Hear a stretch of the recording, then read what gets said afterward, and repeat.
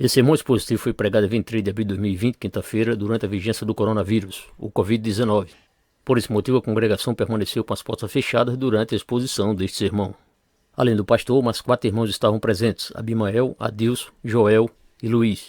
Amém. Graças a Deus por estes belos louvores que os nossos irmãos têm louvado ao Senhor com muita alegria nesta noite. E sempre quando estão aqui conosco, esta alegria contagiante nossos irmãos, servos do Senhor, autênticos servos que sempre estão aqui fazendo a obra do Senhor conosco. Tem chegado o nosso irmão Luiz, tinha convidado ele para fazer a leitura da palavra, mas por algum motivo ele não pôde chegar no horário, e aí fizemos a leitura. Mas ele está aqui, estamos também felizes com a presença do nosso irmão Luiz, que Deus continue também o abençoando francamente. Queridos irmãos, vocês que estão nos acompanhando sabem que lemos o texto há poucos minutos, o texto de Mateus capítulo 2, versículos 1 e 2, onde vimos, feita a leitura, vocês acompanharam, a respeito daquela visita dos magos ao menino Jesus. Então, mais uma mensagem expositiva da palavra do Senhor, para que você aprenda ao máximo, Quantos ensinamentos a palavra do Senhor tem para nós, quando nós lemos, meditamos, gastamos tempo. Aliás, a gente não perde tempo, a gente gasta tempo, mas é um tempo em proveito espiritual da nossa vida. Quando estudamos nas escolas seculares, tudo que a gente aprende vai ficar aqui: história, geografia, a língua portuguesa, química, as matérias, matemática, tudo vai ficar aqui. Porém, o estudo da Bíblia, que é o estudo espiritual, o ensino espiritual, vai seguir por toda a eternidade. Aliás, o nosso entendimento será bem maior no céu, claro, e vamos ter todas as dúvidas que por acaso você, estando aqui na terra, teve ao ler a palavra do Senhor, mesmo estudando, se esmerando, muitas coisas só descobriremos quando chegarmos na presença do Senhor. Mas que bom é que você está aí disposto, meu irmão, querida irmã, disposto a aprender a palavra do Senhor. O tema dessa mensagem hoje é: os magos procuram Jesus. Nós vamos ver que esse texto é um texto admirável, abençoador, porque vai nos mostrar que pessoas, digamos assim, os gentios, eles tiveram grande interesse para chegarem até a presença do menino Jesus, enquanto os judeus, próprio povo de Deus, o povo da promessa, não entendeu, não estava atento à plenitude dos tempos quando nasceu o Senhor Jesus Cristo. E a chegada desses homens, desses magos, que logo estaremos aqui entrando no assunto propriamente dito, já estou entrando, causou um certo alvoroço, aliás, um grande alvoroço, não só na pessoa do rei daquela época, o rei que estava na Judeia, Herodes, vamos falar também sobre esse personagem aqui, como também ao todo o sistema religioso daquela época. Todo o sistema religioso ficou abalado. E nós veremos que aqueles homens, eles saíram de longe para chegarem próximo, e adorarem ali ao Senhor Jesus Cristo, mesmo sendo uma criança ainda, eles fizeram aquele todo esforço possível. Infelizmente, muita gente hoje não está se esforçando para conhecer este Jesus tão maravilhoso, este único e suficiente Salvador nosso. Muita gente o ignora. Parece que a ciência, quanto mais ela cresce, novas descobertas são feitas, mas o homem moderno está distante do Senhor. Mas que pena, Mas graças a Deus que nós continuamos crendo neste Jesus Todo-Poderoso. E nós veremos aqui em destaque a soberania de Deus sobre os planos dos homens, Deus sempre frustra os planos dos homens, e Jesus sempre prevalece. Com a graça do Senhor, após analisar, estudar o texto, quero dizer que vamos destacar aqui 5 aspectos deste sermão expositivo. Eu vou aqui nominar os aspectos, depois vamos entrar na ministração propriamente dita. O primeiro aspecto, os magos chegam a Jerusalém, ali com base nos versículos 1 e 2. O segundo aspecto, os efeitos das palavras dos magos em Jerusalém, olhando para os versículos 3 a 6. O terceiro aspecto, os magos na presença de Jesus, vamos ver isso aqui de forma maravilhosa, olhando aqui para os versículos 7, 8 e a parte A do versículo 9. O quarto aspecto, os magos na presença do menino Jesus, versículos 9, parte B, e o versículo 10 e o versículo 11. E finalmente o quinto aspecto, os magos são enviados. Agora eles vão retornar, para o local de onde eles saíram, com base aqui no versículo 12. Muito bem, Bíblia aberta, então vamos estudar a palavra do Senhor. Hoje é culto de doutrina, e falando em culto de doutrina, devido ao problema do coronavírus, estávamos ministrando desde abril do ano passado, ministrando no livro do Apocalipse, mas eu prefiro optar para voltar aos estudos do livro do Apocalipse com a presença dos irmãos, Os irmãos aqui presentes, é bom desfrutar da presença dos irmãos aqui, isso é algo salutar e maravilhoso. Mas vamos aqui ao que Deus colocou em nosso coração para ministrar nesta noite também, posso dizer, culto de ensino, de ministração na palavra do Senhor. Vamos ao primeiro aspecto. Os magos chegam a Jerusalém. É importante nós entendermos que quando o homem desobedeceu a Deus, quando o homem e a mulher pecaram, Deus não deixou ambos desamparados, desprotegidos, não. Deus é um Deus que é socorro bem presente em todos os momentos, principalmente nos momentos de angústia. Então Deus não os deixou desamparados.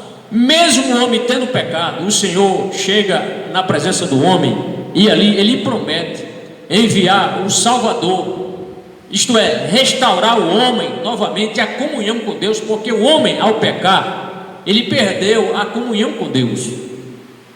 Adão desfrutava da presença de Deus, diariamente ele estava ali, conversando com o Senhor, ele desfrutava de momentos maravilhosos, mas infelizmente, tanto Eva como Adão pecaram, desobedeceram ao Senhor e perderam esta alegria, este privilégio de estarem na presença do Criador todos os dias. Que pena!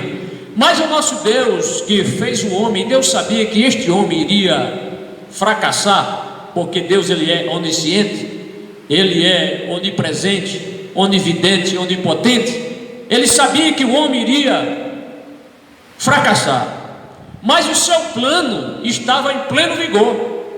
Deus não tinha um plano B, Deus só tinha um plano, e é este plano que vou falar um pouco sobre ele hoje. Muito bem, então Deus promete enviar o Salvador para resgatar este homem, e esta promessa está em Gênesis capítulo 3, versículo 15. Eu quero ler para os nossos queridos irmãos, acompanhe se você puder um exemplar da Bíblia. O texto é esse aqui: porém inimizade entre você e a mulher, entre a sua descendência e o descendente dela, este lhe ferirá a cabeça e você lhe ferirá o calcanhar. Então Deus está dizendo aqui para o diabo, para Satanás, que haveria aqui uma hostilidade entre a descendência de Satanás, porém inimizade entre você, melhor dizendo, e a mulher, entre a sua descendência e o descendente dela. Quem era o descendente da mulher? Quem é? É Jesus. Este lhe ferirá a cabeça. Então Jesus é que ferirá a cabeça de Satanás, e ele feriu esta cabeça de Satanás quando ele é cravado na cruz, e ali ele diz ao Pai: Pai, tudo está consumado. Ele morre, vai para o sepulcro, mas de lá ele é ressuscitado, Deus o levanta pelo seu poder. Então Satanás perdeu esta batalha, e o texto diz no final: e você lhe ferirá o calcanhar. Então o tempo passaram-se, podemos dizer, milênios, para que esta promessa do envio deste descendente da mulher chegasse. E ele chegou, mas não foi no tempo do homem, mas no tempo de Deus. A Bíblia vai falar isso aí sobre a plenitude, vinda a plenitude do tempo. Vamos consultar Gálatas capítulo 4, versículo 4, o texto diz: mas quando chegou a plenitude do tempo, Deus enviou o seu filho, nascido de mulher, nascido debaixo da lei. Aqui está o cumprimento. Vindo a plenitude do tempo, isto é, no tempo exato, no tempo próprio, no tempo devido, Deus enviou o seu filho, nascido de mulher, nascido sob a lei. Gálatas 4, verso 4. Vamos ao texto, o texto que nós estamos estudando, que estamos lendo, Mateus. Vamos voltar para Mateus no versículo 1. Então vamos falar agora sobre os magos chegam a Jerusalém. Em primeiro lugar, olhando para o versículo 1, amados irmãos, nós vemos aqui o cumprimento da profecia. Por quê? Porque o texto diz: e tendo nascido Jesus em Belém da Judéia. Mateus ele introduz a narrativa, mostrando que realmente Jesus nasceu, mas ele não nasceu em um local qualquer, nasceu em Belém. Havia um profeta chamado, o ovo profeta, chamado Miqueias, que ele profetizou do ano 742 a.C. ao ano 687 AC a.C. E ele profetizou mencionando o nome da cidade em que o Messias, o Cristo, ele nasceria. O texto está em Miqueias capítulo 5, livro do Antigo Testamento, versículo 2. Eu vou ler aqui para os irmãos. Previamente eu já trouxe aqui para nós ganharmos tempo. O estudo é um pouco longo, porém muito abençoador. O texto diz: e tu, Belém Efrata. Por que esse termo Belém Efrata? Porque havia, segundo os estudiosos, outra Belém que era lá no território de Zebulon. Então a distinção é essa. E tu, Belém Efrata, posto que pequena entre milhares de Judá, cidade pequena, sem expressão, de ti me sairá o que será Senhor em Israel, e cujas saídas são desde os tempos antigos, desde os dias da eternidade. Então esta é a promessa. Porém, então, quando Mateus menciona que Jesus nasceu em Belém da Judéia, há um motivo. Primeiro, porque cumpriu-se a profecia de Miqueias capítulo 5, versículo número 2. Mas agora vem a pergunta. Você pode estar me perguntando: mas por que Jesus deveria nascer em Belém? Não poderia ser em Jerusalém ou outra cidade? Mas por que Jesus tinha que nascer somente em Belém? É que Davi, o rei Davi, ele era dessa cidade. O grande rei Davi, ele era dessa cidade. Está em 1 Samuel 17, versículo 12, se você quiser anotar a referência. E Jesus, por ser da descendência de Davi, basta você abrir Mateus capítulo 1, você verá a comprovação que na genealogia ela prova que Jesus é descendente de Davi. Então Jesus, por ser um legítimo herdeiro do trono e da descendência de Davi, ele nasceu na cidade de Davi, que é Belém, para cumprir-se tanto a profecia de Miqueias, capítulo 5, versículo 2, como também obedecendo aqui esta grande cidade, famosa porque nasceu ali e viveu ali um grande rei. Belém era uma cidade que não ficava muito distante de Jerusalém, da capital, podemos assim dizer, de Israel naquela época. Ficava a menos de 10 quilômetros. Alguns autores chegam a dizer 8 quilômetros aproximadamente. Então, era uma cidadezinha pequena, próxima de Jerusalém. Agora, olhando para o versículo 1, primeiro ainda, vai nos mostrar a época do seu nascimento. Quando foi que Jesus nasceu? É o texto de: no tempo do rei Herodes. Herodes, quando Jesus nasce, Herodes foi um rei que passou muito tempo reinando ali na capital Jerusalém, sobre toda a Judéia. Quando Jesus nasce, está ocorrendo ali o 35º ano do reinado de Herodes, cognominado por muitos como o Grande. Quem foi Herodes? Importante nós sabermos, irmãos, trazermos aqui, não tudo, claro, mas pelo menos alguma coisa. Mas se você quiser saber mais sobre Herodes, eu peço que você a Bíblia não tem muitas informações ou muita informação sobre Herodes, mas se você quiser saber um pouco mais sobre a vida desse personagem bíblico, é você ler aquele livro de Flávio Joséfo, certo? Flávio Joséfo, História dos Hebreus, ele vai narrar muito naquele período interbíblico, e ele vai falar muito sobre, principalmente, as maldades, as construções e as grandes maldades que esse rei Herodes, ele cometeu. Então, primeiro, vamos, pelo menos aqui, fazendo aqui um apurado sobre quem foi esse personagem, rei Herodes, porque é importante nós sabermos, porque por trás deste rei, estava ali Satanás tentando destruir o menino Jesus, matar o menino Jesus. Então é importante que o estudante da Bíblia, os irmãos que amam a palavra do Senhor, aprendam um pouco sobre Herodes, apesar de não ser um assunto bom de se estudar, mas faz parte da Bíblia. Vamos então, primeiro, Herodes, ele não era judeu. Para começar, então ele não era judeu, portanto era um usurpador do trono, estava ali, ele era um idumeu, isto é, era uma pessoa descendente de Edom, e os irmãos sabem que Edom, os edomitas são descendentes de Esaú, né? Irmão de Jacó.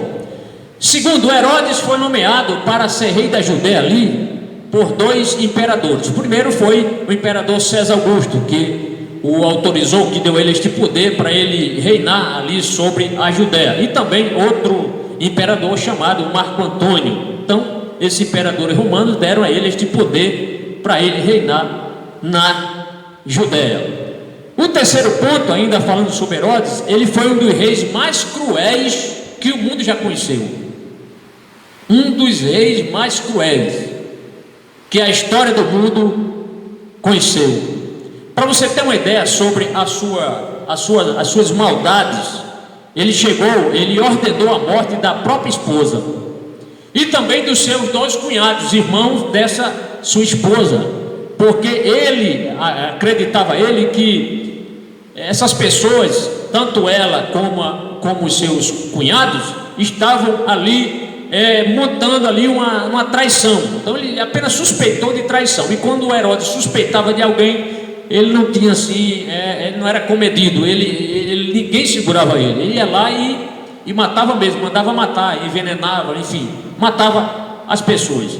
Para você ver também como ele é tão cruel e mau, ele mandou matar os seus próprios filhos, Alexandre e Aristóbulo. Ele teve vários filhos, mas esses dois aqui ele mandou matar. E 5 dias antes da sua morte, antes dele morrer, ele ainda mandou matar o outro filho, que era chamado de Antípatre. Então você veja, um personagem, um homem que manda matar a própria esposa, manda matar os próprios filhos, para ele mandar matar o menino Jesus e as crianças ali que moravam em Belém e em cidades circunvizinhas, para ele era coisa muito simples de se fazer. Este é o Herodes cruel, sujeito ambicioso, cruel, orgulhoso, né? Então isso infelizmente acontece com muitos que chegam ao poder.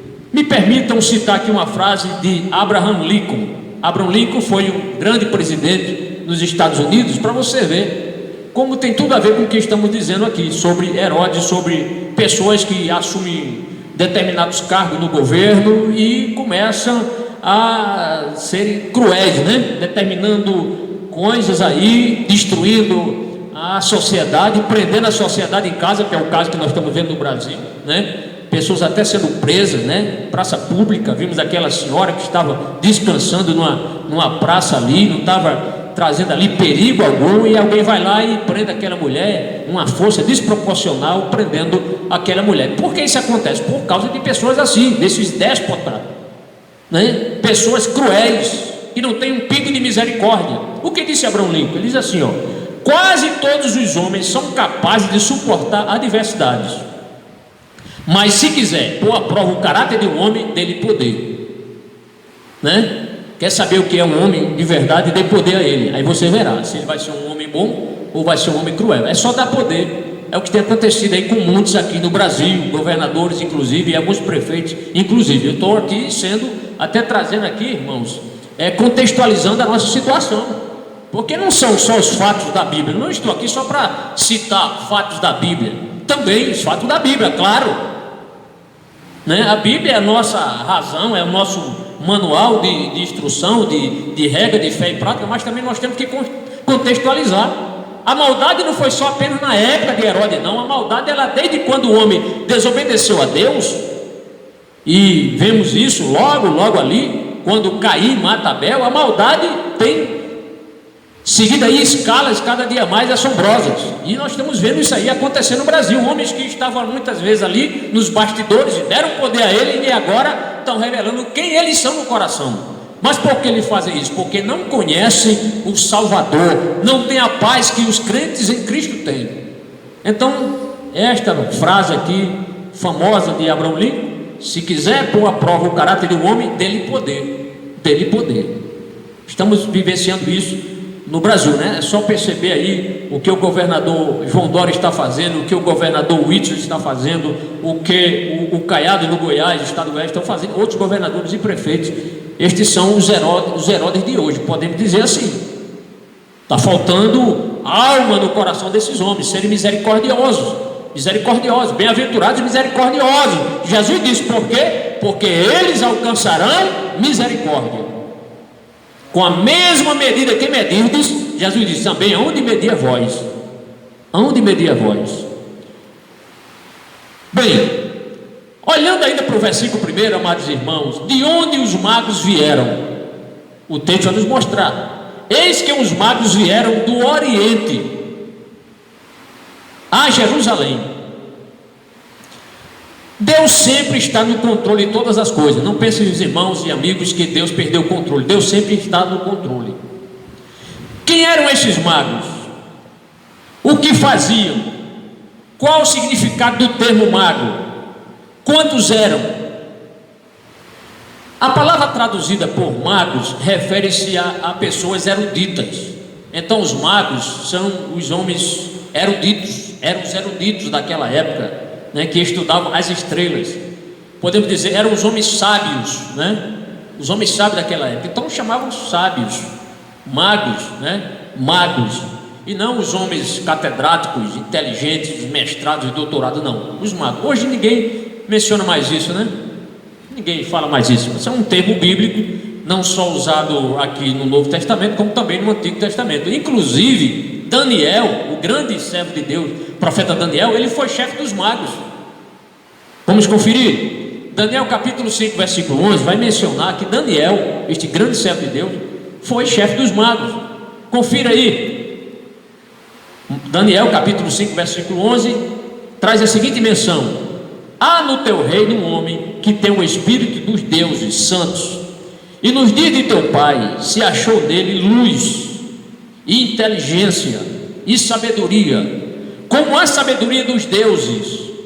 E teu pai, o rei Nabucodonosor, sim, teu pai, ó rei, o constituiu chefe dos magos. Por que estou dizendo isso? Para que ninguém ache que mago é um feiticeiro, é um adivinho. Não, nada disso. Nada disso. Naquela época, a conotação era essa. Então era gente sábia. Certo, irmão? Então, é o rei, ó rei, o constituiu chefe dos magos, dos encantadores, dos caldeus e dos adivinhadores. Então Daniel, o livro do Antigo Testamento, mostra o nosso grande irmão e servo de Deus fiel, profeta Daniel, sendo chefe dos magos.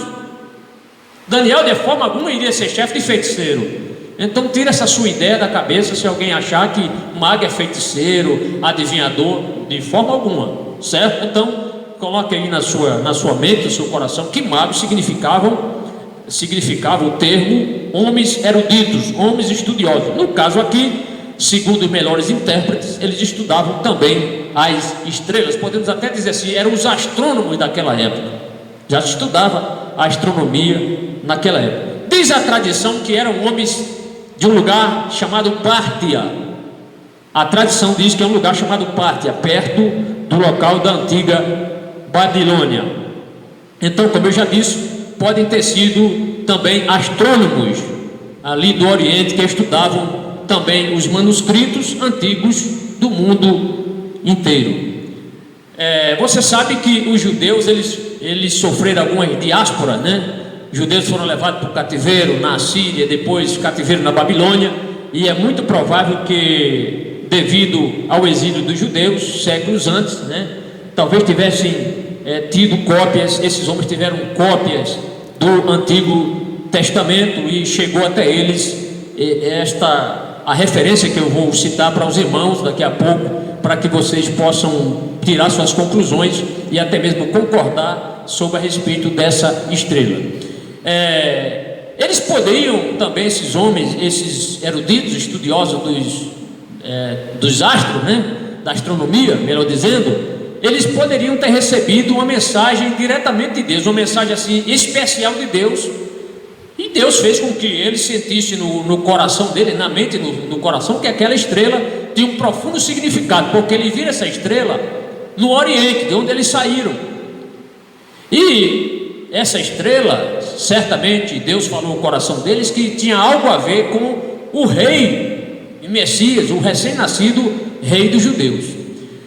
Também podemos dizer que eram, não podemos dizer, né? Tem gente que diz, não, eram 3 os magos, né? Eram 3, até a tradição católica chega até a colocar os nomes nesses personagens, nesses magos. Então dizer que eram somente 3 é devido apenas à questão da quantidade de presentes. Então chegaram ali, ouro, incenso e mirra, 3 presentes, e por isso as opiniões, na sua maioria concordam que eram 3, né? Mas a Bíblia não dá essa segurança, né? Nem todo mundo, por exemplo, você faz um aniversário, aí você convida 30 pessoas, não significa que você vai receber 30 presentes, de repente você recebe só 15 presentes, né? Dando aqui esta panorâmica, um exemplo. Então pode ter sido 10, eu já cheguei até em um determinado autor, chegou a citar 14 pessoas, né? É claro, eu acredito que esses homens eram homens que tinham certas posses, e nós veremos isso aqui, e isso seria assim uma falta de sabedoria da parte deles, já que eram sábios, atravessar um deserto. Naquela época já havia ladrão não é só coisa do século 21, já essa desgraça chamada ladrão aí, já vem de longe, né? Esse mal, né? O ladrão já vem de longe, e ali seria muita assim, falta de atenção da parte dele, de sabedoria. Os irmãos concordam? Atravessar um deserto com ouro, com incenso, com mirra, uma carga preciosíssima, né? E além do mais eram homens ricos, acredito, né? Quem tinha ouro naquela época, quem tinha condições, quem era rico, quem podia comprar a mirra, não é? Incenso, o incenso não era tão caro, mas a mirra, muito cara naquela época. Então somente as pessoas abastadas tinham condições de adquirir esses produtos aqui. E a gente sabe que rico não faz fogo, rico não faz comida, quem faz são os pobres, servos. Então é provável que aqueles homens, quando saíram do Oriente, eles saíram com a comitiva, tanto a comitiva para prover segurança no deserto, segurança na frente, da retaguarda, quem sabe até dos lados, pessoas ali para fazerem a comida deles, porque eles iam atravessar o deserto, tinha que alguém fazer a comida desses homens, certo? Fazer o fogo, né? Fazer a comida. Então tudo isso a gente deve levar em conta e não achar só por achismo, não, era só 3 porque foram 3 presentes, não. Então isso aí não prevalece, essa ideia, tá certo? Então creio que eram homens que tinham excelentes condições ou condição financeira. Olhando agora para o versículo 2, irmãos, na parte A do versículo, aí vem aquela pergunta dos magos. Eles chegam em Jerusalém e eles dizem o seguinte, o texto diz, dizendo, onde está aquele que é nascido rei dos judeus? Esta foi a pergunta deles, não entraram em outro assunto. A preocupação que eles estavam, que eles queriam atender, a pergunta foi esta: onde está aquele que é nascido rei dos judeus? Então eles chegam ali na capital do reino da Judéia. Qual era? Jerusalém. E seria o local, podemos dizer assim, mais óbvio para ele. Onde eles poderiam procurar um rei? Na capital do reino, em Jerusalém. Certamente eles não tinham conhecimento desta profecia de Miqueias. A outra referência que vamos citar daqui a pouco, para que vocês entendam que esta profecia, a questão da cidade onde eles iriam encontrar o Messias, eles não conheciam. Eles não conheciam Miqueias 5:2, mas eles conheciam outro texto que daqui a pouco você anota essa referência para você não se esquecer que ela é muito importante para alguém de repente tomar algum esclarecimento, né? Você poder ajudar. Pois bem, continuando, eles estão na capital do reino, ali em Jerusalém. Perguntaram certamente a muitas pessoas. Então saíram perguntando, encontrava uma pessoa: você sabe onde está o rei dos judeus, o recém-nascido rei dos judeus? Certamente deve ter perguntado muito para várias pessoas, até que chegou ao conhecimento lá dos religiosos, de Herodes, esta pergunta que os magos estavam fazendo. Certamente os magos podem ter feito, sim, claro, mais de uma vez essa pergunta. Reitero isso aqui. E olhando ainda para o versículo 2, que nos fornece aqui muitas informações, que sinal os magos receberam? Eles vão dizer, eles perguntam pelo rei de judeus, mas ele diz o porquê. Qual o sinal que eles receberam para estar ali perguntando sobre o Messias? Ele diz: porque vimos a sua estrela no Oriente. Uma pergunta óbvia. Uma pergunta óbvia para você, irmão. Como os magos poderiam saber que uma estrela indicaria o nascimento do rei? Como uma estrela poderia indicar isso? Aí agora vem o texto. Possivelmente por causa deste texto que eu vou ler aqui agora para você. Anota essa referência, Números capítulo 24, versículo 17. Como eu já disse, possivelmente ele não conhecia. Por quê? Se ele soubesse que era em Belém, eles iriam direto para Belém. Mas eles foram para Jerusalém, porque faltou o conhecimento que o Messias nasceria em Belém. O texto que vai nos mostrar que uma estrela apontava para o nascimento do Salvador, aquele que iria reinar sobre Israel, é Números 24, 17 que eu vou ler. É um texto, uma profecia citada por Balaão. Você pode dizer: pastor, mas Balaão não poderia ter outro profeta, não? Balaão não foi aquele que aprontou, que foi recrutado, que foi pago para profetizar contra o povo de Deus? Foi. Mas Deus usa até gente assim. Deus não usou até a jumenta de Balaão para falar com ele? Por que não pode usar um homem que tem raciocínio, que tem inteligência? Deus usou esse homem também. Sem ele saber, estava prestando um grande serviço a Deus. Olha o texto. Balaão diz: vê-lo-ei, mas não agora. Contemplá-lo-ei, mas não de perto. Uma estrela procederá de Jacó. Oh, glória a Deus. Uma estrela procederá de Jacó. Olha agora aqui o cetro.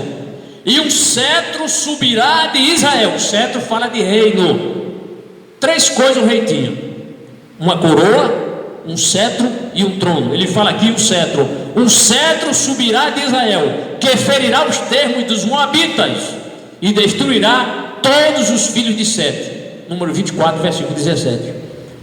Grande parte dos estudiosos atribui aqui essa questão da estrela associando com essa estrela que os magos viram. Então eles associam isso. Essa estrela, veja que antes eu tinha dito que na questão dos exílios, muitas partes da lei, dos escritos, dos profetas chegaram até pessoas de outras nações.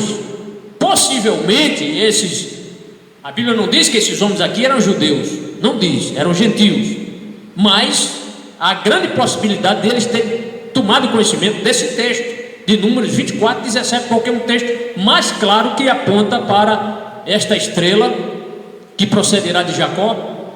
E Jacó não foi pai das 12 tribos?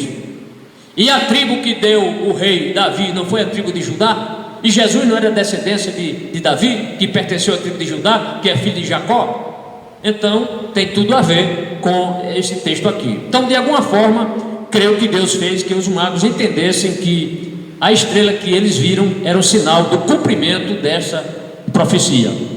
Mas continuando, porque o estudo aqui está uma benção e é longo, mas é necessário. Olhando ainda para o versículo 2, nós veremos a razão para os magos verem o novo rei. Qual era a razão? Eles já tinham dito que viram a estrela, mas qual era a razão?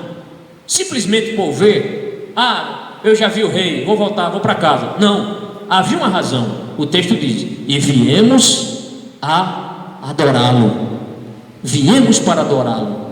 Este era o objetivo desses homens gentios, desses sábios. Chegaram ali para adorar o novo rei de Israel. Esta é a principal, ou foi a principal razão.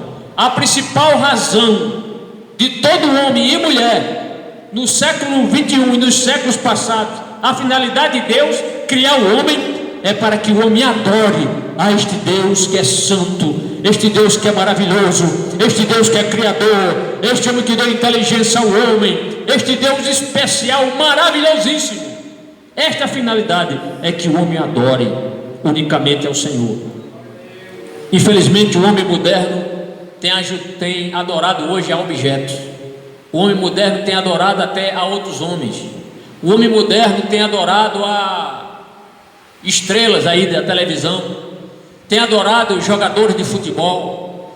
Há também até adoração na igreja. Infelizmente acontece pessoas que idolatram pregadores, idolatram cantores, idolatram pastores. Para onde aquele pastor, se o senhor mudar de setor, eu vou atrás do Senhor. Não faça isso não. Isso é idolatria, né? Idolatria. O pastor está num setor, vai para outra, vai atrás. Para onde ele for, vai atrás. Vá atrás de Jesus, irmão. Não vá atrás de pastor não, não vá atrás de pregador não, não vá atrás, não sai atrás a cata de cantor não. Isso é idolatria. Ah, só vou para o congresso se o pregador for de São Paulo, de longe, dos Estados Unidos. Que é isso? Jesus, quando foi comissionar os discípulos, ele foi atrás de sábios, ele foi atrás dos eruditos, dos homens que conheciam a lei, dos escribas, fariseus, doutores da lei, lá em Jerusalém. Poderia ter ido, mas ele não quis, abdicou disso. Não, eu quero pegar homens semi-analfabetos, ou até analfabetos, ou homens indoutos, homens de pouco conhecimento, pescadores e de outras profissões simples. Bendito seja o nome do Senhor. Mas tem muita gente aí adorando essas pessoas que eu mencionei aqui. Mas Deus está procurando ainda os verdadeiros adoradores. Aqueles magos eram verdadeiros adoradores. Irmão, não pense à distância. O sol causticando do deserto, os problemas que tiveram no deserto, não é? Limitando ali a água, racionando alimento, racionando água para chegar até a presença do Senhor Jesus. Sol causticante, muito suor, mas chegaram ali para adorar o Senhor. Então, quando você chegar na casa do Senhor, na casa de Deus, não saia cata de milagre, venha para adorar o Rei dos Reis e o Senhor dos Senhores, o Senhor Jesus. Venha com essa finalidade. Não venha, não saia da sua casa para ouvir. Eu quero ver aquele pregador, aquele cantor. A gente sabe hoje que se disser, se o cantor tal, banda tal vier para essa igreja, vem gente de tudo que é distante, até da Zona Sul vem, gente de fora, para ver, para cultuar o cantor, cultuar o pregador. Mas eu louvo a Deus porque Deus usa aqui o irmão Adilson, usa o irmão Joel, usa pregador como o irmão Luiz e outras pessoas aqui. E é uma bênção, a mensagem é maravilhosa, porque quem dá mensagem a pregador, quem dá verdadeiros louvores e hinos inspirados é o Espírito Santo de Deus.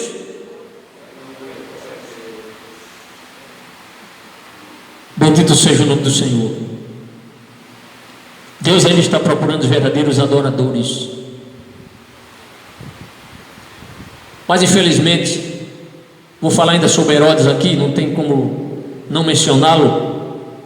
Você sabia que com todas essas maldades que nós aqui, apenas foi uma pincelada aqui, de algumas maldades que ele praticou, ele fez muito mais maldades ainda, inimagináveis, podemos dizer assim.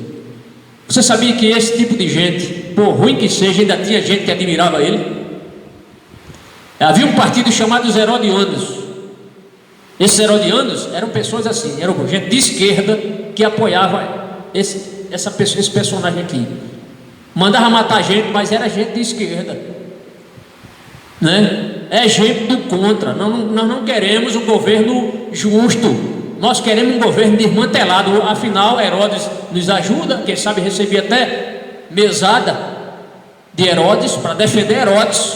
Deixa o cara no trono, queremos ele, mas ele rouba, mas ele é assassino, mas deixe ele. Quer dizer, nem se alegraram. Quando os magos chegaram em Jerusalém, era para todo mundo ter se alegrado. Oh, glória a Deus, finalmente a promessa, Deus é fiel a Abraão, Deus foi fiel a Davi, nasceu o Messias, o nosso Salvador, glória a Deus, aleluia. Que nada, não houve essa alegria não. Vocês verão aqui o que vai acontecer.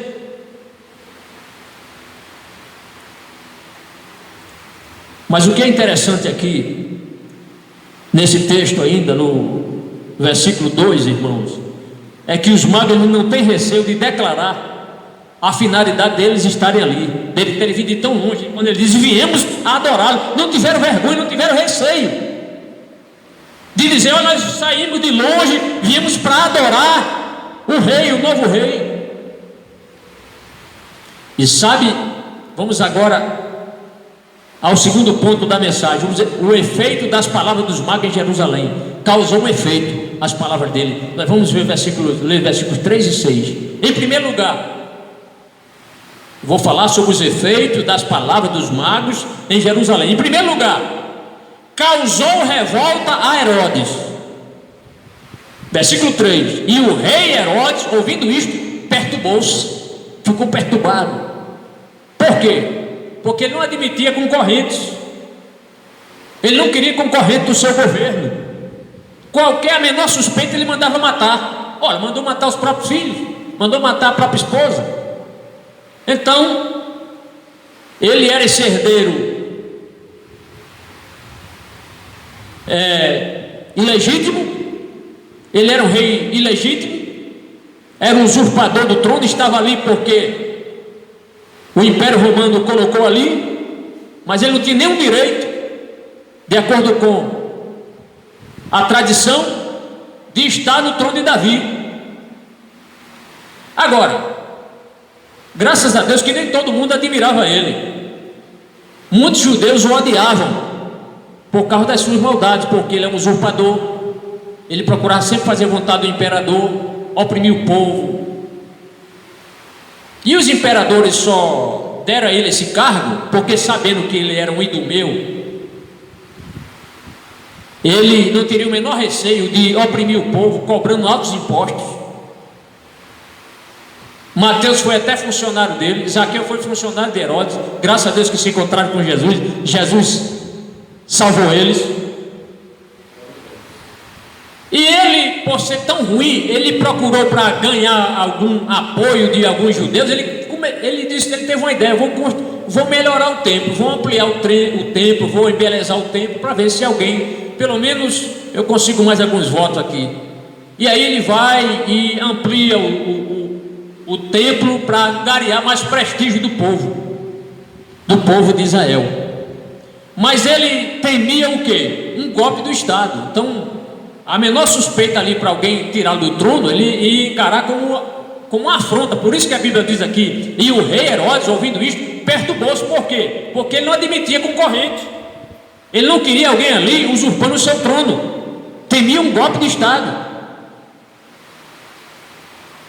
Quero aproveitar também para dizer que hoje a mensagem do Evangelho, ela confronta as pessoas, porque quando o Evangelho entra no coração de um ser humano, de um homem ou de uma mulher, transforma. Se a pessoa antes era alguém que usava droga, se era um alcoólatra, se era uma pessoa desonesta, se era uma pessoa mal que cometia os mais terríveis crimes, o Evangelho muda a pessoa. E hoje muita gente não quer aceitar o Evangelho, porque sabe que aceitar Jesus implica em mudança de vida, porque pessoas não querem deixar de roubar, porque sabe que se parar de roubar, eles acham que a vida só tem algum sentido se eles continuarem roubando, se continuarem no poder, sendo ovacionados pelas pessoas. Então não querem se submeter à verdade do Evangelho, porque o Evangelho, quando entra no coração do ser humano, realmente ele transforma. Bendito seja o nome do Senhor. Então até hoje o mundo tem se perturbado com a mensagem do Evangelho. Como seria bom se os políticos do Brasil crescem no Evangelho, Eles mudariam, irmãos. Eles parariam de roubar, cessariam de fazer política do toma lá da cá, dariam fim ao governo da coalizão, que esse governo, você me ajuda, eu te ajudo. Não é isso que acontece no Brasil?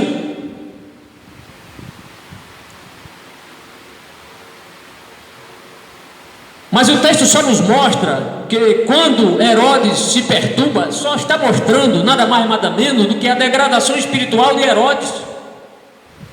Era da degradação espiritual. E mesmo porque Herodes não queria que os judeus agora se unissem ao redor de um rei ou de uma figura religiosa, ele não queria isso. Em segundo lugar, irmãos, causou tumulto na sede do governo da Judéia. Não só Herodes ficou perturbado. Olha o versículo 3 ainda. E toda Jerusalém com ele. Toda a cidade de Jerusalém perturbou-se. Então, como eu disse, era para deixar o povo feliz. Que bênção, o Senhor honrou a promessa de Números 24, 17. A promessa de Miqueias 5:2 chegou a nós, bendito seja Deus. Era para o povo ficar feliz. Era ou não era, irmão? Era. Mas o povo parecia estar acostumado com o sistema usurpador de governo. E aí a gente pode concordar que havia uma degradação espiritual generalizada, tanto do governo, do governante, o rei, como também do povo, dos seus aliados.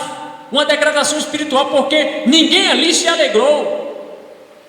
As únicas pessoas que a Bíblia menciona, você pode ler depois isso em Lucas, quando Jesus nasceu, foi Simeão, que pegou o menino Jesus. Ana profetiza.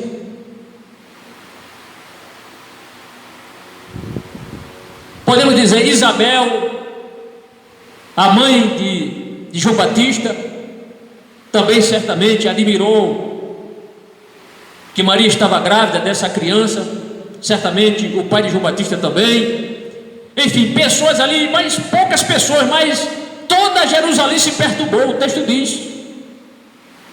Então eu chamo aqui de degradação espiritual generalizada. Não é o que está acontecendo no Brasil? Contextualizando, eu tenho que pregar o evangelho e contextualizar, para abrir os olhos do povo, dos nossos irmãos. Muito do nosso irmão precisa acordar nesse aspecto também, não só no aspecto religioso também, mas também no nosso dia a dia, no cotidiano de nossas vidas, irmãos. Então aquela degradação espiritual, onde o povo não se alegrava com a notícia boa, um governo que seria justo, o governo de Cristo, não se alegraram por isso. Olha o que está acontecendo no Brasil. A velha política não quer se adequar a um governo que não rouba, que não faz conchavos, que não negocia cargos em estatais e nem em ministérios. Não é isso, irmão Luiz? É verdade, eu tenho que contextualizar. Mas em terceiro lugar, o motivo, em terceiro lugar, motivou o rei a fazer uma reunião extraordinária com o conselho religioso. Quando o rei Herodes tomou conhecimento que agora o novo rei haveria, o que ele fez ao tomar conhecimento? Fez uma reunião extraordinária com o conselho religioso. Está no versículo 4. O texto diz: e congregado todos os príncipes dos sacerdotes. Ou seja, príncipes aqui são os principais. Os principais dos sacerdotes e os escribas do povo, os homens que entendiam de lei. Ele convoca esta reunião extraordinária, convoca a alta cúpula religiosa, convoca o chefe dos sacerdotes e os mestres da lei, são os escribas. E convocando essa reunião para fazer uma pergunta tão simples, a gente percebe que Herodes era uma pessoa indiferente para com a questão religiosa. Era indiferente nas questões espirituais. Quem sabe fazia vista grossa para essas questões religiosas, só se preocupava com o seu poder, em se manter no cargo. não queria saber de Jesus, não queria saber de Messias, não se interessava por isso. E o mundo só está hoje como está porque os homens têm rejeitado o Evangelho. Os líderes do mundo têm rejeitado. Poucos são os presidentes tementes a Deus. Poucos são aqueles que abertamente falam sobre Deus. Outros nem creem neste Deus Todo-Poderoso. Mas a Bíblia diz: feliz é a nação cujo Deus é o Senhor. Se os líderes do Brasil, todos os líderes se unissem, vamos ter um Brasil melhor. Mas para ter um Brasil melhor, tem que ter Jesus no coração. Porque sem Jesus estar no coração, não há como melhorar. Porque continuarão, mudam-se as figuras, mas por trás dessas figuras da política, da corrupção, está Satanás trabalhando nas mentes e nos corações, irmãos, das pessoas.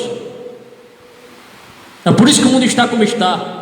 Em quarto lugar, estamos falando a respeito da questão, da pergunta dos magos. Em quarto lugar, mostrou a ignorância espiritual de Herodes. Olha que ignorância. Versículo 4: perguntou-lhe onde havia de nascer o Cristo. Fazia uma reunião para perguntar uma coisa tão óbvia. Qual o motivo da reunião? É a minha pergunta. Qual é a sua pergunta, Herodes? Onde há de nascer o Cristo? Não saber disso. Infelizmente, os grandes líderes, os grandes homens, quando eu falo grandes homens, não é só no Brasil, do mundo, grandes homens que governam,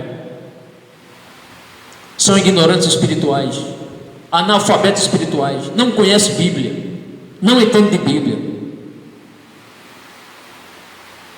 Herodes não tinha conhecimento dessa profecia de Miqueias 5, verso 2, já foi lido inclusive.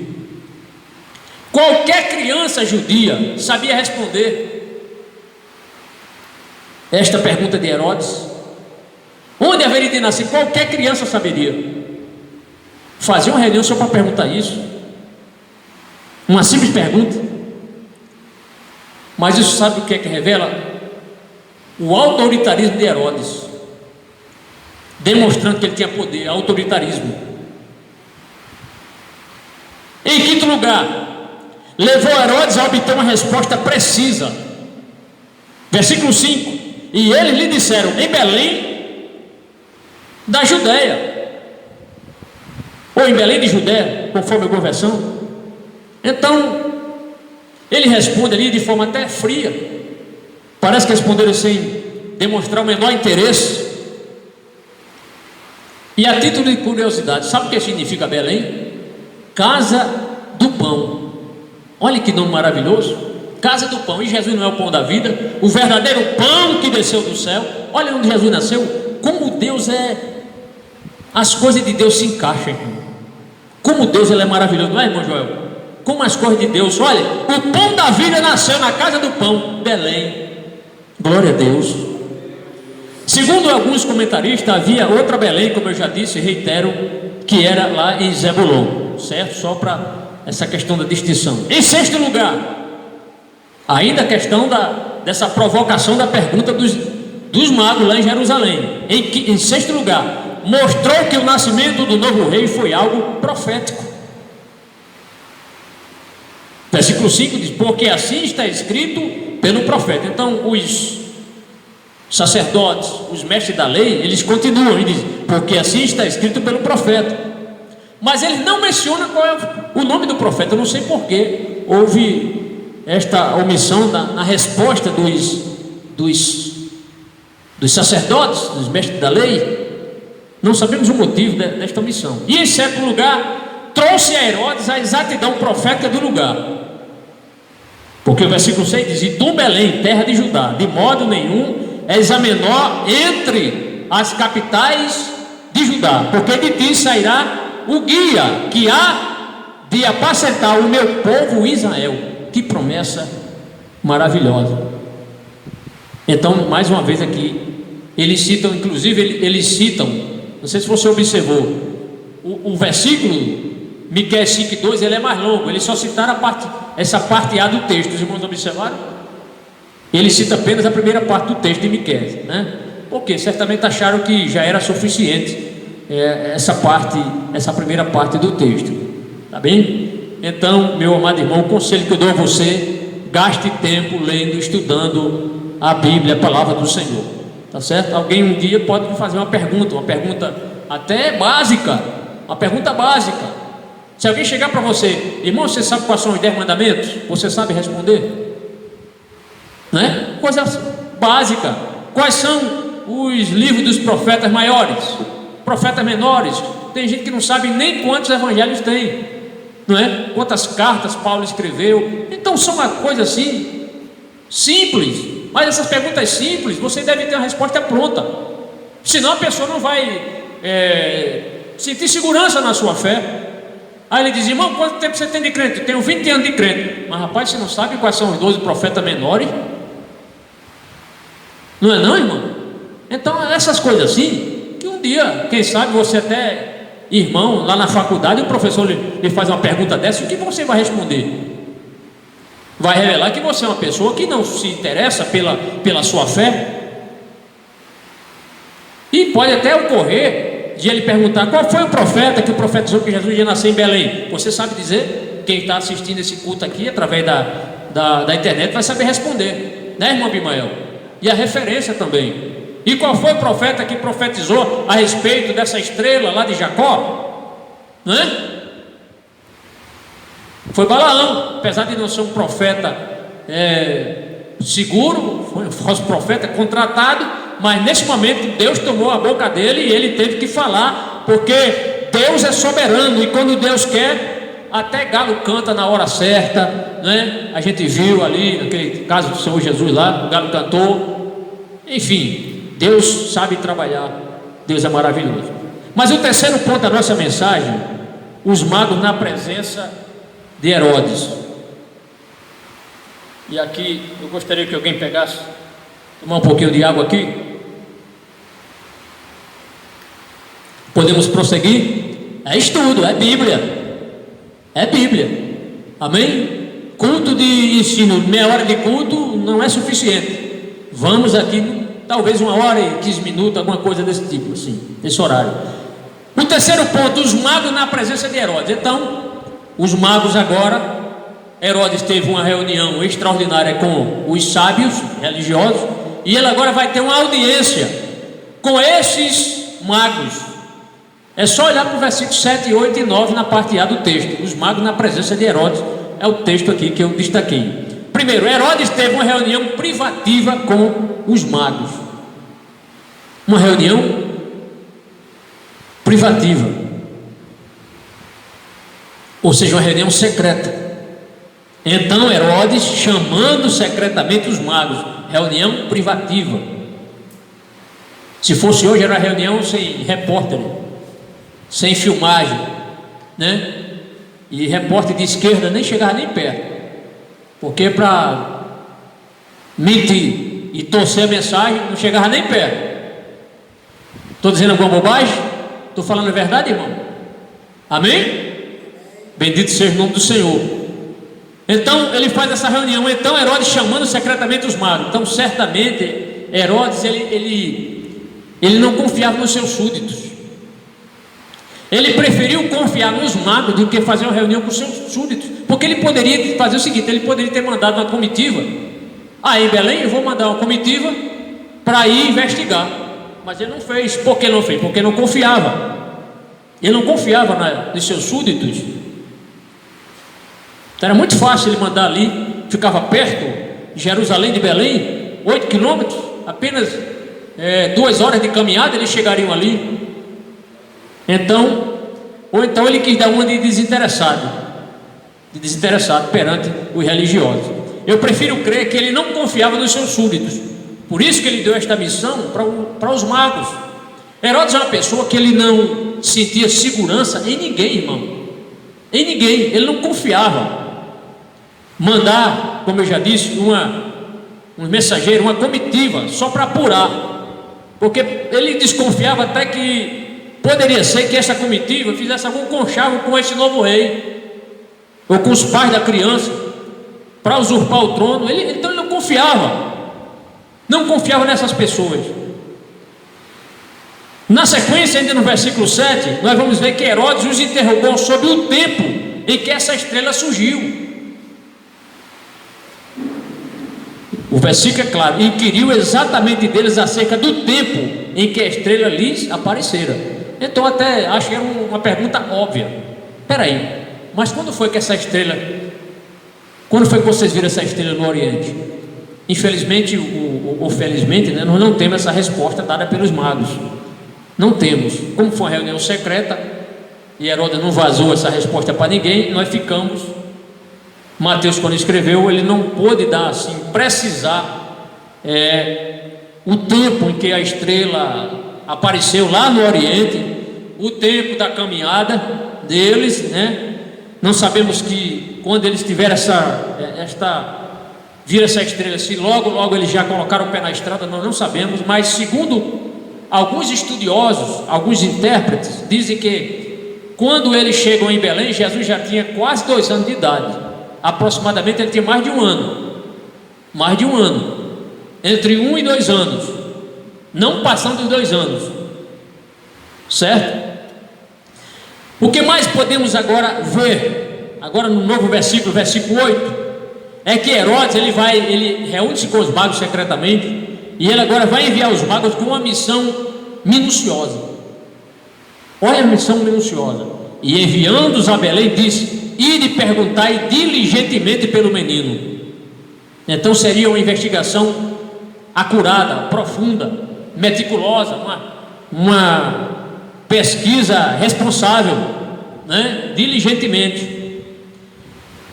Então podemos assim entender que Herodes ele queria ter o controle da situação, mas quem tem o controle de toda a situação é Deus. Deus sondou o coração de Herodes e viu quais eram as reais intenções de Herodes. No seu íntimo, Herodes ele estava tramando. Por que ele mandou que os magos fossem lá e trouxessem uma resposta? Porque ele já estava tramando como matar esta criança. Como eu já disse, ele não admitia concorrentes. Então queria destruir a criança, queria matar a criança. E é dessa forma que o diabo trabalha. Ele usa os homens que não tem Deus no coração, não tem o Espírito Santo no coração, não tem Cristo no coração, para fazer isso, fazer conchavos, assassinar pessoas, roubar, matar, destruir. Não é essa a finalidade do diabo? A Bíblia diz que ele veio matar, roubar e destruir. Tem gente que pensa que assalto é só assalto no armado. Assaltar a nação é roubo também.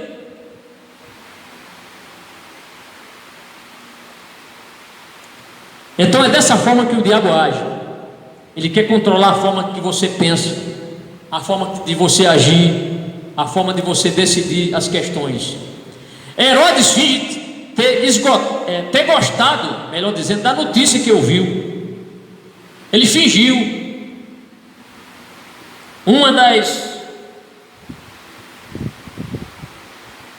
Um dos atributos negativos do diabo, aliás, do diabo ele só tem atributo negativo, é fingimento, falsidade. O diabo tem usado pessoas aí com a cara muitas vezes de santidade, né? Com aparência de ovelha, mas é um lobo. E os lobos têm entrado nas igrejas também. Eu vou daqui a pouco citar um texto aqui. Os irmãos e pessoas não estranhem isso. Satanás, amigo e irmãos, ele é ousado. Satanás, ele quer botar a mão onde tem brecha para ele entrar.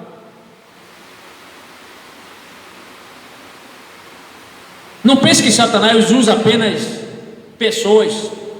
Ele usa o sistema, ele usa uma nação. Olhe para a Coreia do Norte, nação oprimida por Satanás. A pessoa só pensa em guerra. Aquele maluco, estão até dizendo que ele morreu porque ele fez a cirurgia e parece que problema do coração, né? E a Coreia do Norte, como é um regime muito fechado, não tem propagado. Ninguém sabe se ele está morto. Ele não faz muito. Alguns dizem que ele não aparece na mídia e na televisão. Estão até dizendo que ele já morreu aí. não é? Então só pensa em guerra, todo dia parece que ele acorda, será que é hoje que os Estados Unidos vai me atacar, o outro país vai me atacar? Só pensa em guerra, investe em guerra, e o povo morrendo, comendo só arroz. O povo da Coreia do Norte só recebe 2 pares de roupa, 2 paredes de roupa por ano, 2 paredes de roupa. É o sistema, é o comunismo.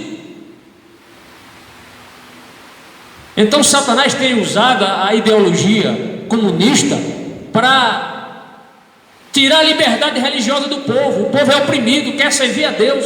Ainda bem que, graças a Deus, com toda a opressão do comunismo chinês, lá tem crentes, milhões de crentes na China, graças a Deus. Tem crentes lá e são crentes fiéis. Mas Herodes, ele finge ter gostado da notícia dos magos. Como assim, pastor? Olha o que ele diz. Ele manda os magos e diz assim: ó, vocês vão lá, depois volte e me traga uma resposta. Aí ele diz: para que também eu vá e o adore. Pseudo-piedade, fingimento. Gente cruel adora a Deus, gente desonesta adora Jesus, não adora. Os verdadeiros adoradores adorarão o Pai em espírito e em verdade, é com a vida pautada na palavra, é com testemunho de vida, é com vida transformada, mudada. Deus não quer adoração de gente impiedosa, de gente cruel, de gente assassina. Deus não quer adoração de político desonesto. Quer verdadeiros adoradores, o adorando em espírito e em verdade. Então tenha muito cuidado, tenhamos cuidado, irmãos, com as pessoas falsas. Tem pessoas que fingem gostar de você, de mim, e são falsas. Há um provérbio que diz, eu trouxe esse provérbio aqui, precisei estudar, né, irmão, a palavra de Deus para trazer, preparar o estudo para os irmãos. A integridade dos justos os guia. Olha que maravilha. A integridade dos justos os guia. Quem é íntegro vai para frente, mas a falsidade dos infiéis os destrói. A falsidade dos infiéis, ela é contagiosa. Se você for dar ouvido a infiel, você também vai cair no mesmo caminho. Então tenha muito cuidado. Há outro texto aqui que diz assim, ó: os lábios dos justos sabem o que agrada, mas a boca dos ímpios anda cheia de perversidade, tramando. Vamos derrubar ele, vamos destruir ela, pensando, maquinando. Vai dormir pensando o que vai fazer amanhã. É um pecado assim por premeditação. Todos nós somos pecadores. Reconheço que eu também sou, e você também é pecador. Mas há pecados que muitas vezes a gente peca assim, às vezes você não acordou pensando em fazer o mal, mas pecou. Mas tem gente que premedita, tramando. E já que eu estou falando sobre pessoas falsas, nem toda pessoa que está na igreja é confiável. O apóstolo Paulo passou por isso. Ele até chega a citar sobre a falsidade de alguns irmãos. Aliás, é o pior tipo de falsidade, irmãos. Estão me ouvindo e vocês também. É a falsidade entre os irmãos. Porque pessoas lhe elogiam, lhe abraçam, batem no seu ombro. E meu irmão, meu grande irmão. Mas Paulo sabia muito bem disso. Ele registra isso lá em 2 Coríntios capítulo 11, versículo 26. Eu vou ler aqui para os irmãos. Paulo diz assim, ó: estive continuamente viajando de uma parte a outra. Enfrentei perigo nos rios, perigo de assaltantes, perigo dos meus compatriotas, perigo dos gentios, perigo na cidade, perigo no deserto, perigo no mar e perigo dos falsos irmãos. Perigo dos falsos irmãos. Mas o que vemos agora no versículo 9? Vamos até o versículo 12. O versículo 9 vai nos mostrar aqui, podemos dizer, o silêncio dos magos. Os magos, ao ouvir aquela proposta que Herodes disse que iria adorar também, o texto diz: e tendo eles ouvido o rei, partiram. Então eles agora já sabiam em que direção iriam, para onde eles iriam? Iriam para Belém. Eles ficam ali em silêncio, nada responde, né? Podemos dizer, eles fizeram o discurso do sábio, ficaram em silêncio, já sabiam para onde ir. Agora vemos o quarto aspecto dessa mensagem: os magos na presença do menino Jesus. Eles saem da presença de Herodes, e agora eles vão se dirigir até Belém. Vamos usar aqui os versículos 9, parte B, versículo 10 e 11. O que vai acontecer? A estrela reaparece na frente deles. Irmãos, a estrela guiou os magos de onde eles saíram, lá do Oriente, provavelmente da Arábia, né? Os arábios, eles são chamados na Bíblia de povos do Oriente, ou pode ser também ali da Babilônia, de alguma área dali da Babilônia, como eu citei aqui também considerado o Oriente. Mas vamos olhar aqui para o texto. Então eles saem e a estrela vai guiando eles. Essa estrela não é como essa estrela que a gente olha para o céu, porque se você olhar para uma estrela no céu, para onde você for no planeta Terra, você está debaixo dela. É importante dizer isso aqui. Então não era uma estrela que ficou muito alta, irmão Joel. Eles olhavam para cima, não, porque não tinha, era uma estrela que ela tinha uma altura não tão alta para eles poderem acompanhar, porque tanto a estrela ia na frente dele, como a estrela estava acima deles e na frente deles. Certo, irmão? Então não era estrela. Todo tempo eles não estavam olhando lá para cima, altas alturas, como ficam as demais estrelas. E ali aquela estrela que ela não tinha aparecido mais em Jerusalém, ela agora volta, como eles pegam o caminho para Belém, a estrela aparece de novo. A estrela aparece de novo. O texto diz: e eis que a estrela que tinham visto no Oriente ia adiante deles. Então a estrela que tinha guiado os magos até Jerusalém agora torna a reaparecer.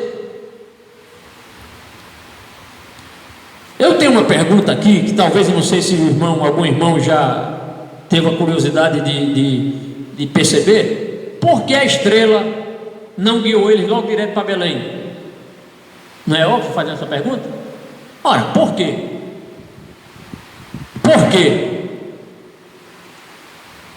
A irmã está dizendo aqui que a bateria vai já fracassar, né? Mas a gente continua aqui. E este estudo aqui, irmão, vamos colocar em nosso canal em nome do Senhor Jesus, tá certo? Senão você não vai perder nada. Peço aí perdão aos irmãos aí, caso caia o Facebook. Então, observe, voltando aqui para o texto, estamos no versículo 9, irmãos. Por que a estrela não guiou eles diretamente para Belém? Não teria deixado a cidade sobressaltada, Herodes não teria nem tomado conhecimento. Mas sabe o que é? É que Deus queria que tanto Herodes soubesse da notícia, como o povo de Jerusalém tomasse conhecimento, e os homens religiosos também, para que eles vissem a exatidão profética. Então Deus não foi omisso. Deus poderia ter guiado eles, claro, até Belém, sem precisar passar em Jerusalém, lógico. Mas Deus queria que eles tomassem conhecimento desse fato do nascimento de Cristo.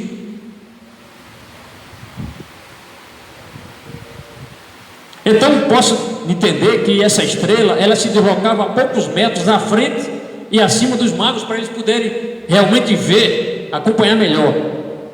E aí, irmãos, vem o versículo 9 ainda. E a estrela que eles estavam guiando chega na cidade de Belém. A estrela parou no lugar exato onde estava Jesus, no local exato. Ora, em Belém tinha muitas casas naquela época. Já havia muitas casas. Como é que eles iriam perguntar, batendo de porta em porta: ei, nasceu aqui o rei de judeu? Não. Deus guiou-os até o local exato onde estava o menino. O texto diz: até que chegando, se deteve sobre o lugar onde estava o menino. Onde estava o menino. Então os magos não precisaram ter esse trabalho de sair perguntando, como fizeram lá em Jerusalém. Em Jerusalém eles perguntaram, mas a estrela os guiou até a residência onde estava o menino Jesus. A estrela trouxe, quando os magos viram essa estrela, eles se alegraram muito. Foi uma alegria imensa, um júbilo imenso. O texto no versículo 10 diz: e vendo eles a estrela, alegraram-se muito, com grande alegria. Percebam que os religiosos, nem Herodes, nem os religiosos se alegraram com a notícia, reitero aqui, mas aqueles homens se alegraram. religiosos não esboçaram o mínimo interesse em ir até Belém. Deveriam ter ido. O Senhor está nos dizendo que o Salvador, o Rei Messias, nasceu, vamos até lá. Não tiveram interesse, irmãos. Sabe o que é que isso nos revela? Religiosidade, simplesmente religiosidade, nada de transformação. É como se fosse um crente só de boca para fora. Não tem interesse de aprender a palavra de Deus. Pastor, esse discurso é enfadonho, o senhor com mais de 1 hora ministrando. Mas quando a gente estava lá no mundo, ia para o forró, passava a noite, né, irmão Joel? Não sei se o irmão Joel que tocava nas noitadas aí, tocava aí, né? Altas madrugadas, enchendo a cara de álcool, né? Bebendo, fumando, quem sabe outras coisas mais aí, outros pecados, noite inteira, e aqui 1 hora e pouco de estudo. Vale a pena, porque mais difícil foi o caminho dos magos chegar até enfrentar Herodes, enfrentar a hostilidade do povo, para chegar até a presença de Jesus, e eles foram.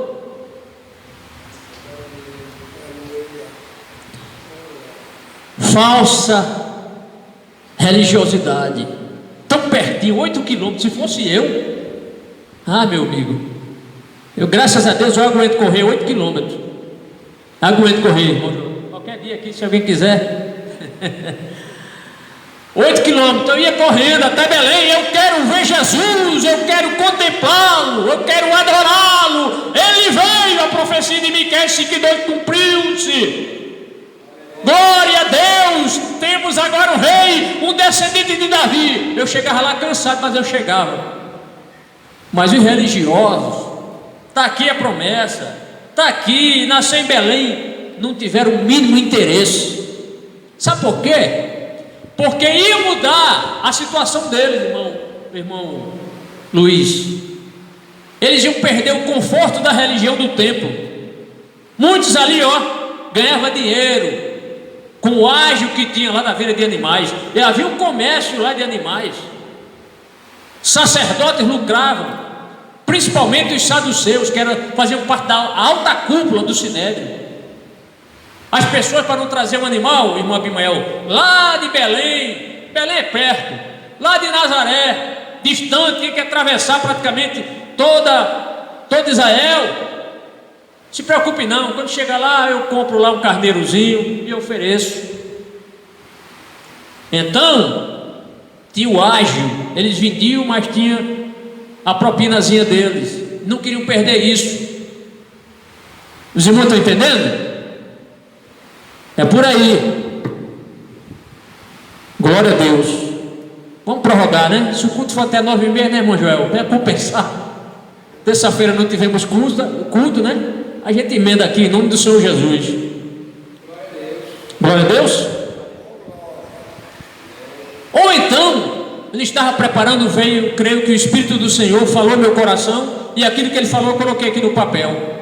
Certamente, eles pensaram: ora, você acha que Deus vai dar uma revelação aos gentios e não a gente? Nós é que somos o povo da promessa. Já pensou? Quer dizer que Deus fala com os magos que vêm de longe, nem judeus são, nem descendentes de Abraão são, aí Deus falou com vocês. E nós que somos os guardiões, né, da palavra de Deus, os homens sábios, Deus não revelou isso para a gente? Eles podem ter pensado isso. Ora, somos povo da promessa. Por que o Senhor iria revelar o nascimento do rei aos judeus ou aos gentios e não a nós? Mas aqueles magos se alegraram quando viram a estrela. Por que eles se alegraram? Porque eles viram a concretização da revelação do Senhor que Deus havia dado a eles. Encheram-se de júbilo.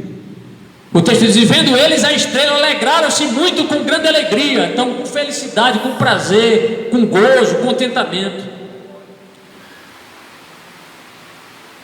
E o texto vai dizer assim: por quê? Por que eles se alegraram com essa estrela? Porque a estrela que ia guiando eles parou, irmão Joel, em cima da casa A estrela deteve-se em cima da casa. Eles não tiveram trabalho. Graças a Deus, não precisa a gente acordar o povo. Não sei se foi de noite, certamente foi.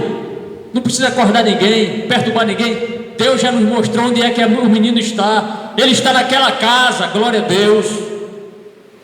Então eles não perderam tempo para verem o menino Jesus. Olha o versículo 11. E entrando na casa, a estrela parou em cima da casa. Eles entram, parece que nem pediram licença, já foram entrando. Olhe o detalhe. E entrando na casa, o texto não diz entrando na manjedoura. Essa questão de fazer presépio, colocar os magos de um lado, os pastores de outro, isso é só para vender presente. É só coisa de shopping, é coisa do catolicismo romano, associar os pastores. Os pastores, eles viram Jesus na mesma noite que Jesus nasceu. O coral de anjo alertou a eles: vão lá, você vai encontrar, deu todas as características do menino na mesma noite. Agora os pastores não. Os pastores, os magos não. Os magos, quando foram ver Jesus, Jesus já tinha aproximadamente, ele tinha mais de um ano, quando os magos chegaram na presença. Você pode ler os melhores intérpretes, melhores estudiosos, pode pesquisar. Não estou dizendo aqui algo aqui da minha mente, não. É algo que os melhores intérpretes têm dito. Jesus tinha mais de um ano de idade, mais de um ano e menos de 2 anos, quando os magos chegaram na casa do Senhor Jesus. Então, veja que praticamente eles nem pedem licença. O texto diz: e entrando na casa, ou então foram convidados a entrar. Eles viram com quem estava o menino Jesus. Quando eles chegam lá na casa e entram, eles veem com quem estava o menino Jesus. Olha o versículo 11: acharam o menino com Maria, sua mãe. A verdadeira mãe não abandona o filho. Há muitas mães aí abandonando filhos. Há muitas mães aí cometendo hoje o crime do aborto. E é um grave pecado, porque a Bíblia diz: não matarás o inocente. Muitas mães, eu posso dizer, irão para o inferno por isso, porque estão matando seus fetos, estão matando seus filhos, são assassinas, e se não se arrependerem, irão para o inferno, essas mães.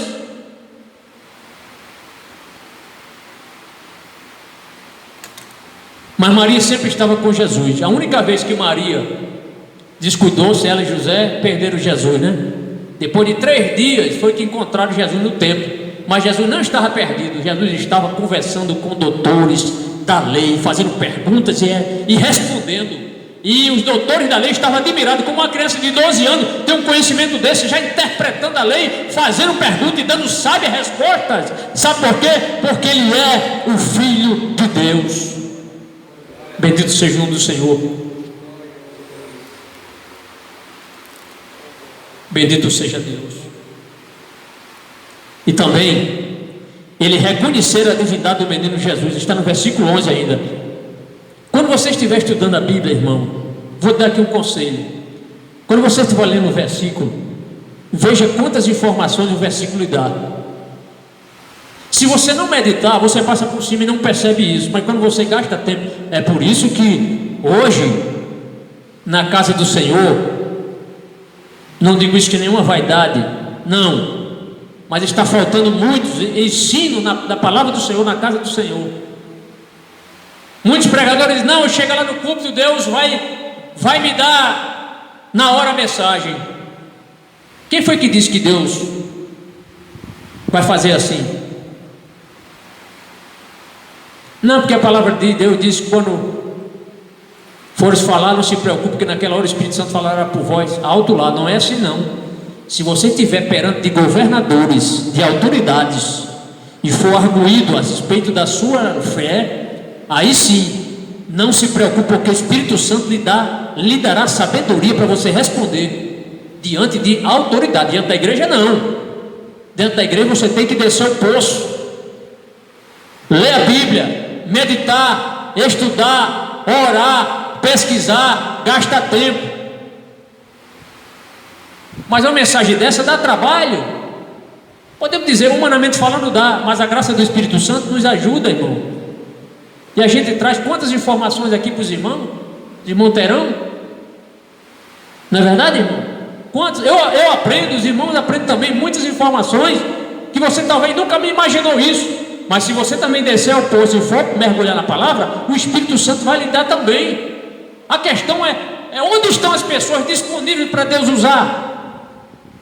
E aí a pessoa convida o pregador, ele chega aqui, muitas vezes não diz nem o tema da mensagem, e tem deles até que nem abre a Bíblia, nem cita nenhum texto, nenhum versículo, vem contar a história dentro do púlpito e não desce o poço.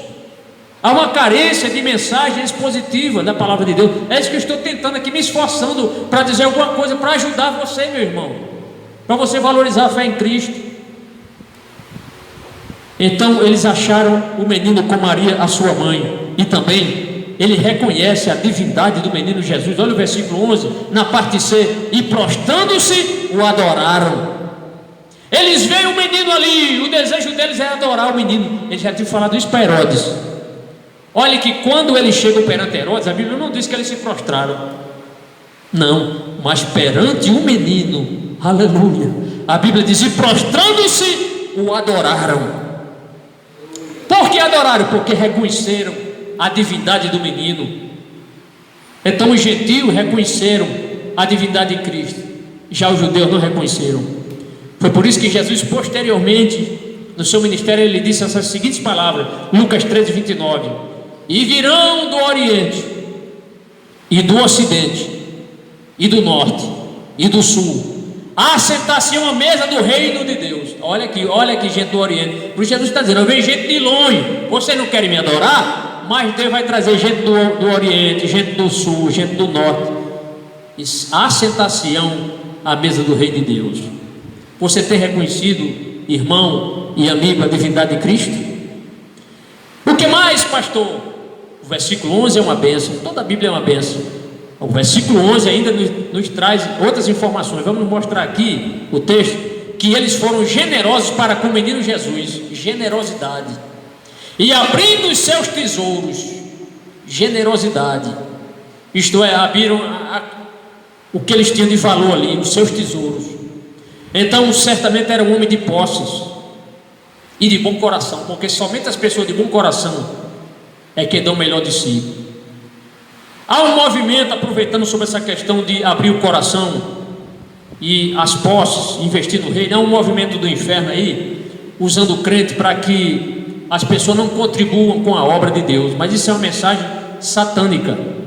Fica até dizendo, não existe mais sacerdócio, não existe mais levitas, não estamos mais na lei. Quem disse que os dízimos e as ofertas são coisa da lei? Abraão nem sonhava com a lei, e já era dizimista na obra do Senhor. Então não decreta essas pessoas que, olha irmão, por acaso alguma estatal paga as contas da igreja? Por acaso a prefeitura, o governo estadual, municipal, federal paga as contas da igreja? Não, são os irmãos que pagam, graças a Deus por isso, tá certo? Então o dinheiro do dízimo não é para ser gasto de forma aleatória. Dinheiro de dízimo não é para pastor comprar casarões. Dinheiro de dízimo não é para pastor comprar mansões, não é para pastores comprarem fazenda, não é para comprar gado, como alguns fazem aí. Graças a Deus que na EADERN não tem isso. Nosso pastor presidente, pastor Martim, e aqui, a quem honra, um homem de Deus. Não vemos escândalo aqui na sua presidência, mas em outros estados vizinhos, o que mais se vê aí são escândalos e mais escândalos, não é? Gente aí até com segurança, e segurança que bate em crente, não é? Então, não é para isso que serve o dízimo. Não, dízimo é para manutenção da obra de Deus. Amém, irmão? Amém ou não amém? Amém. O versículo 11 ainda vai nos dizer que eles deram valiosíssimos presentes ao menino Jesus e lhe ofertaram dádivas. Quais foram as dádivas? Ouro, incenso e mirra. Olhe, por que eles trouxeram presentes? Porque era um costume dos povos orientais, quando uma comitiva vinha visitar um rei, trazer presentes. Não foi assim que aconteceu com a rainha de Sabá? Ao visitar Salomão, trouxe grandes presentes, ricos presentes. Então eles pensaram, nós não vamos chegar na presença do rei, o rei dos judeus, de mão vazia. Vamos levar presentes. E aí eles pensaram: ouro, coisa, e cada objeto tem um significado. E eu vou trazer aqui: ouro. Por que o ouro? Porque reconheceram que o infante, ou seja, uma criança, era um rei, e assim era digno de receber tributos. Jesus não disse: dai a César o que é de César e a Deus o que é de Deus? Pois é. Então foi por isso. Mas o incenso, perdão, por que o incenso? Porque reconhecendo como Deus, eles honraram a Deus com a fumaça do incenso. E agora, a mirra. Por que a mirra? Porque era um homem. Jesus era Deus, mas ao mesmo tempo homem. Porque era um homem e como tal deveria morrer. Porque quando as pessoas morriam, uma das especiarias que embalsamavam, pelo menos perfumavam o corpo do defunto, era mirra. Eles colocavam mirra, né, ali nos corpos das pessoas mortas. Certamente todos esses presentes que Jesus recebeu aqui serviu para custear as despesas dele no Egito, porque logo depois, na sequência, não vamos trazer isso agora, eles vão fugir, precisam fugir para o Egito, porque Herodes que mandou matar todas as crianças de Belém de 2 anos para baixo, não é? E aí eles vão para o Egito. E ali como é que eles vão custear? Justamente, alguns intérpretes entendem que foi vendendo aqui, pagando com ouro, com incenso e com mirra. Muito bem, finalizando, o último versículo vai nos mostrar aqui, é o último ponto. Os magos são avisados, versículo 12. Olhe como a forma divina desse aviso. Deus sabendo qual era a intenção real de Herodes, o que é que Deus vai fazer? Deus vai agir, porque Deus não se deixa se surpreender. Ninguém surpreende Deus. O que está no coração dos homens, Deus já está vendo. Quando o rei da Assíria, agora fugindo um pouquinho aqui, mas só para mostrar como Deus ele é maravilhoso. Quando o rei da Assíria pensava em destruir Israel, Deus ia lá no coração do rei, já sabia. Ele estava pensando assim: eu vou mandar meu exército para tal canto, emboscar Israel, em tal ponto eu vou montar emboscada, ali vou colocar meu exército, meus pelotões, assim, assim. Aí Deus revelava ao profeta Eliseu. Deus revelava a Eliseu. Eliseu diga ao rei: não bote o seu exército em tal local, em tal local, em tal local. Aí o rei dizia, quando não conseguia surpreender Israel através da emboscada, o rei desconfiava: só pode ter aqui um entregão, tem que ter alguém aqui me revelando meus planos. Não é possível, eu nunca consigo pegar o exército de Israel desprevenido. Eu monto emboscada e nunca frustro os planos de Israel. Sabe por quê? Porque o Deus de Israel não dorme, o Deus de Israel é vivo. O nosso Deus não dorme, eis que não tosquenejará, nem dormirá o guarda de Israel. Aí Deus revelava ao profeta Eliseu. Deus revelava a Eliseu. Bendito seja o nome do Senhor. O que é que Deus vai fazer no versículo 12? E sendo por divina revelação avisados em sonhos. Então aqueles homens adoram a Cristo, dão os presentes, e aí eles vão dormir. Só que quando dormem, qual era a ordem de Herodes? Era ele retornar. A gente não sabe se os magos realmente eles tinham a intenção de voltar. Parece que tinham a intenção de voltar. Foi por isso que porque se ele não tivesse a intenção de voltar, Deus não teria revelado a eles sonhos, concordam? Então eles tinham a intenção de voltar. Aí Deus revelou a eles: não volte por lá, pegue outro caminho. E sendo por divina revelação avisados em sonhos, os magos. Aí um acordou de manhã: sabe o que eu sonhei? Que é para a gente ir por outro caminho, não é para a gente voltar não. Aí o outro disse assim: mas não foi justamente o que eu sonhei também? Eu sonhei também que não é para a gente voltar para Herodes, nós vamos pegar outro caminho. Aí o outro disse: mas igualzinho meu sonho. E eu não sonhei isso também? Incrível! Porque o texto diz assim, ó: e sendo por divina revelação avisados. Está no singular, no plural. Não está no singular. Não é só um sonhou. Não. A revelação foi para todos.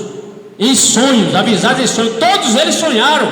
Todos eles foram avisados, tiveram o mesmo sonho. Não vamos retornar a Herodes. Vamos por outro caminho.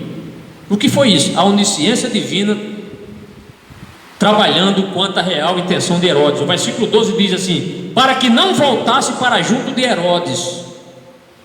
Este foi o sonho. Está vendo como Deus é Deus? Deus fala através de sonhos? Fala. Então eles deveriam pegar outro caminho. O que é que nós vemos aqui? Deus frustrando os planos de Herodes. Deus sempre frustra os planos dos homens, né? O que é que vemos no versículo 12, na parte C? O último versículo que eu vou ler agora. A obediência e estratégia dos magos. Partiram para a sua terra por outro caminho. Então, foram por outro caminho. E Herodes não conseguiu pegá-los. O interessante é que nunca mais nós ouvimos falar qualquer outra coisa dos magos depois desse texto. Eles desaparecem na história, não são mencionados mais, mas um dia nós veremos esse irmão lá no céu, esses magos que cultuaram e adoraram ao Senhor Jesus. Então pegaram outro caminho, desviando-se dos possíveis caminhos de Herodes, né? Imagina a alegria quando eles quando eles estavam diante do Senhor Jesus. Para concluir, conclusão: você de fato reconhece que Jesus é o verdadeiro Messias? Você está disposto a seguir esse rei? Que importância você tem dado a ele? O que ele representa em sua vida? Como você responde aos que procuram desacreditar o poder divino que tem esse rei? Aqueles homens não se acovardaram, foram propósito de ver Jesus, viemos para adorá-lo, não se intimidaram na presença de Herodes. Você tem se prostrado perante esse rei e o tem adorado? Saiba, amigo, que hoje esse rei está lhe dando uma oportunidade para que você encontre-se com ele. Acerte as contas com Deus, faça as pazes com Deus, volte hoje para o Senhor, reconcilie com esse Deus, porque se você se reconciliar, você terá paz, e um dia você verá este rei dos judeus face a face, assim como ele é. Que Deus abençoe a sua vida, meu irmão. Peço aí perdão pelo longo sermão, mas foi necessário, aprendemos demais. Bendito seja Deus nas mais altas alturas.